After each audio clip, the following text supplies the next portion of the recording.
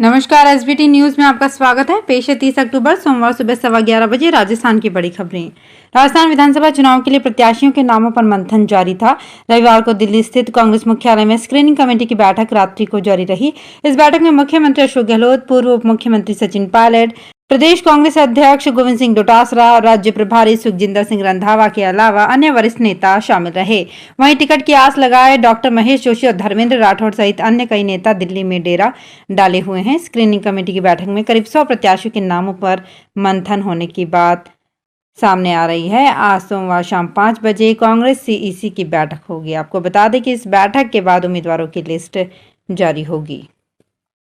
राजस्थान में प्रदेश अध्यक्ष सीपी जोशी ने भाजपा को 36 कौम को साथ लेकर चलने वाली पार्टी बताते हुए कहा है कि सबका साथ, सबका विकास, सबका प्रयास, इस ध्येय के साथ प्रधानमंत्री नरेंद्र मोदी काम कर रहे हैं और जिसका परिणाम आज देश ही नहीं बल्कि विदेश में भी भारत का बढ़ता यश और वैभव दिखाई दे रहा है। जोशी रविवार को जयपुर के सांगानेर से भाजपा प्रत्याशी भजन लाल शर्मा के चुनाव कार्यालय का शुभारंभ कर रहे थे और वहां मौजूद पदाधिकारी, कार्यकर्ता और आमजन को संबोधित करते हुए उन्होंने ये बात कही। उन्होंने कहा कि प्रधानमंत्री का कार्य हम सभी के लिए प्रेरणा वाला है। कार्यकर्ता के रूप में ये समय हमारे लिए महत्वपूर्ण है। हमारे हर बूथ की मतदाता सूची का परीक्षण हमें करना है, हर घर जाकर आना है, हर मत को भाजपा के पक्ष में डालने का काम करना है। राजस्थान विधानसभा चुनावों को लेकर राष्ट्रीय लोकतांत्रिक पार्टी ने चंद्रशेखर आजाद रावण की पार्टी आजाद समाज पार्टी के साथ गठबंधन किया है। आरएलपी और आजाद समाज पार्टी अब मिलकर प्रदेश में विधानसभा चुनाव लड़ेंगी। आज जयपुर में आरएलपी के 5वें स्थापना दिवस समारोह और सत्ता संकल्प महारैली के समापन के मौके पर आरएलपी के राष्ट्रीय अध्यक्ष हनुमान बेनीवाल और आजाद समाज पार्टी के राष्ट्रीय अध्यक्ष चंद्रशेखर आजाद रावण ने इसकी घोषणा की। राजस्थान प्रदेश कांग्रेस कमेटी के महासचिव एवं मीडिया को चेयरमैन स्वर्णिम चतुर्वेदी ने भारतीय जनता पार्टी के नेताओं के बयानों पर पलटवार करते हुए कहा है कि राज्य की कांग्रेस सरकार ने 10 गारंटियां लागू कर केंद्र सरकार की गलत आर्थिक नीतियों के कारण प्रदेश की जनता पर पड़ रहे महंगाई एवं बेरोजगारी के बोझ से राहत प्रदान करने का कार्य किया, लेकिन भाजपा नेता जनता को भ्रमित करने का प्रयास कर रहे हैं। चतुर्वेदी ने रविवार को बयान जारी कर ये बात कही। उन्होंने कहा, राजस्थान सरकार ने जनता को राहत प्रदान करने वाली 10 गारंटियां लागू की है, जिस कारण प्रदेश की जनता को विश्वास है कि कांग्रेस द्वारा घोषित 7 गारंटियों के लागू होने में भी कोई संशय नहीं है।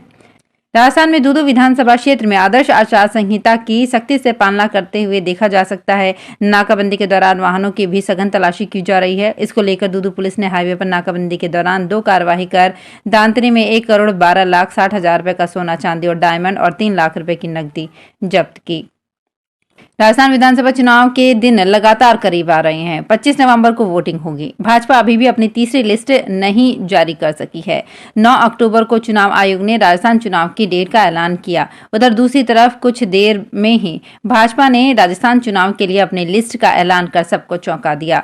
भाजपा की इस फुर्ती को देखकर हर मतदाता उन्हें दाद दे रहा है। फिर उसके बाद भाजपा ने अपनी दूसरी लिस्ट 21 अक्टूबर को जारी कर दी। पहली में 41, दूसरी में 83 नामों की घोषणा की। कुल 124 उम्मीदवारों के नामों की घोषणा की है। अब बाकी बचे 76 उम्मीदवारों के नाम की घोषणा बाकी है, यानी भाजपा की तीसरी और चौथी लिस्ट का अभी सबको इंतजार है। पेपर लीक मामले में जयपुर के गणपति प्लाजा में आयकर विभाग की जांच की कार्यवाही जारी है। शनिवार को सर्च के दौरान एक लॉकर से आयकर के अधिकारियों को 4.5 किलो सोना मिला, जो कि रुई की चादर में लपेट कर रखा हुआ था। गोल्ड की जांच करने पर उसका वजन और शुद्धता के लिए टीमों को मौके पर बुलाया गया। जांच के दौरान गोल्ड शुद्ध और अच्छी क्वालिटी का बताया जा रहा है। इसका वर्तमान बाजार मूल्य करीब 2.5 करोड़ रुपए है। इनकम टैक्स के अधिकारियों ने गोल्ड को सीज कर लिया। ये लॉकर किसका है, इसका खुलासा अभी विभाग ने नहीं किया है। चित्तौड़गढ़ में विधानसभा चुनाव को लेकर सोमवार से नामांकन भरने का काम शुरू होगा, लेकिन जिले की 4 विधानसभा सीटों पर अब भी चुनावी मुकाबला स्पष्ट नहीं हो पाया है। चित्तौड़गढ़ सहित जिले में बेगू, कपासन, बड़ी सादड़ी और निम्बाहेड़ा विधानसभा सीट है। भाजपा चित्तौड़गढ़, निम्बाहेड़ा व बड़ी सादड़ी में अपने प्रत्याशी घोषित कर चुकी है, जबकि कांग्रेस ने अब तक सिर्फ निम्बाहेड़ा में प्रत्याशी घोषित किया है। जिले में अब तक सिर्फ निम्बाहेड़ा में ही चुनावी मुकाबला स्पष्ट हो पाया है।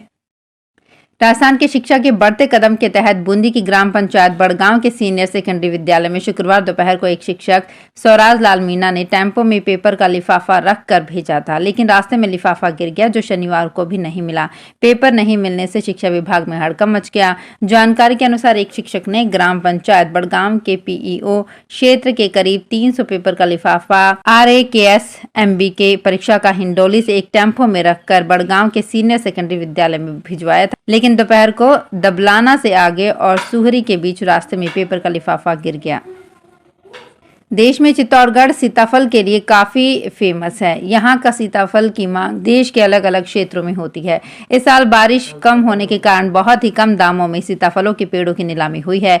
प्रोडक्शन कम होने के कारण ठेका सस्ता ही गया है। ठेका सस्ता होने से इस बार सीताफलों की बाजार रेट सामान्य ही रही है। उदयपुर में 2 से 16 नवंबर तक लगने वाले दीपावली मेले को लेकर नगर निगम तैयारियों में जुट गया है। विधानसभा चुनाव की आचार संहिता के चलते इस बार मेले की कमान जनप्रतिनिधियों के बजाय अधिकारियों के पास है। इस बार भी मेले में शुरुआत के पहले 2 दिन स्थानीय प्रतिभाओं के नाम होंगे। मेले को लेकर नगर परिसर में दुकानदारों ने दुकान लगाने की तैयारी शुरू कर दी है। इसके अलावा झूले लगाने का काम जोरों पर है। मेले को लेकर लोगों में खासा उत्साह नजर आ रहा है। नागौर शहर वासियों को अंतरराष्ट्रीय माना खेल की सुविधा कांकरिया स्कूल में बनाए गए 5000 वर्ग फुट के इंडोर स्टेडियम में मिलेगी। स्टेडियम को परीक्षण के तौर पर खिलाड़ियों के लिए शनिवार को खोला गया।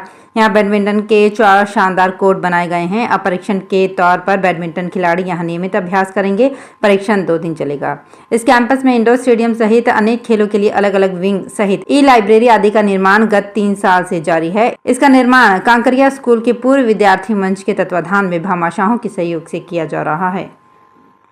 रोशनी के पर्व दीपावली के अवसर पर परंपरागत एवं गाय के गोबर से बने दीपक एवं अन्य सामग्री के प्रति लोगों का रुझान बढ़ने लगा है और गाय के गोबर से निर्मित दीपक, भगवान की मूर्तियां, शुभ लाभ एवं स्वास्थ्य सहित अन्य सामग्री रोजगार का जरिया भी बनती जा रही है।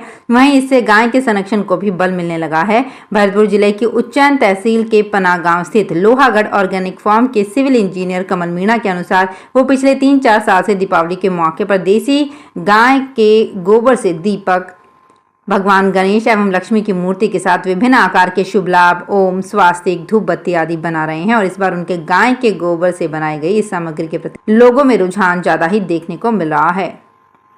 दीपावली फेस्टिवल को लेकर इन दिनों शहर के बाजार सजकर तैयार हैं। स्टील के बर्तनों से लेकर सोने चांदी के गहनों की दुकानों पर ग्राहकों की भारी भीड़ नजर आ रही है।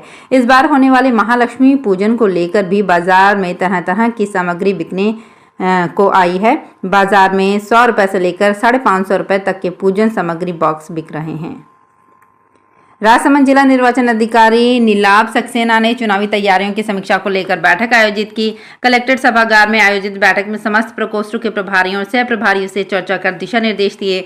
सक्सेना ने बैठक में कहा कि आचार संहिता के उल्लंघन के मामलों पर त्वरित कार्यवाही कर अमल में लाई जाए। उन्होंने सभी अधिकारियों को बिना अनुमति किसी भी हाल में मुख्यालय नहीं छोड़ने के निर्देश दिए। तो फिलहाल इस बुलेटिन में इतना ही। फिर हाजिर होंगे कुछ और बड़ी खबरों के साथ।